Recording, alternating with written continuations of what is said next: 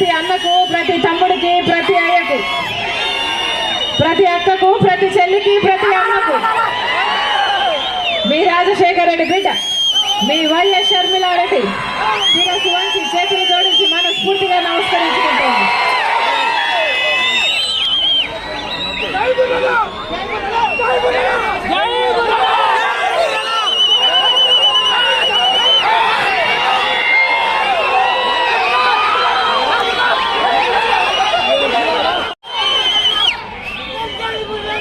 ఐదేళ్ళైపోయింది, మళ్ళీ ఎన్నికలు వచ్చాయి. ఎంత ఇస్తామంటున్నారు?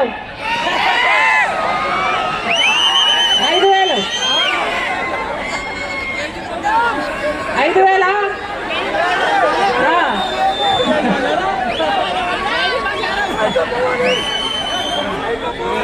అన్నా, డబ్బులు ఎవరిచ్చినా తీసుకోండి,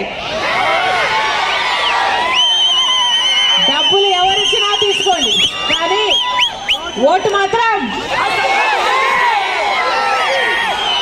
మాత్రం మీ ఆలోచన అయి ఉండాలి.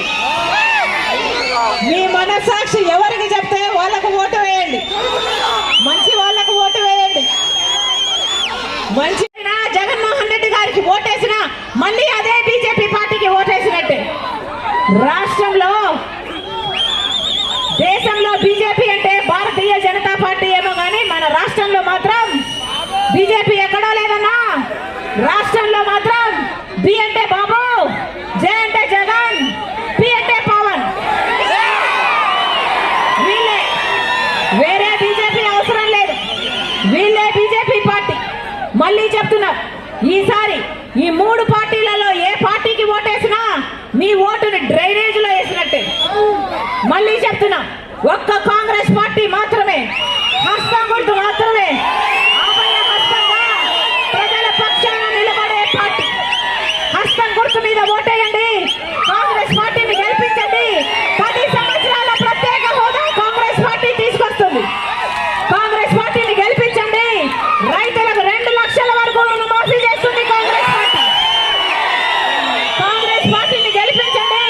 ప్రతి పేదింటికి సంవత్సరానికి 1,00,000 రూపాయలు ఇల్లు గడుపుకోవడానికి ఆ ఇంటి మహిళకి ఇస్తుంది కాంగ్రెస్ పార్టీ.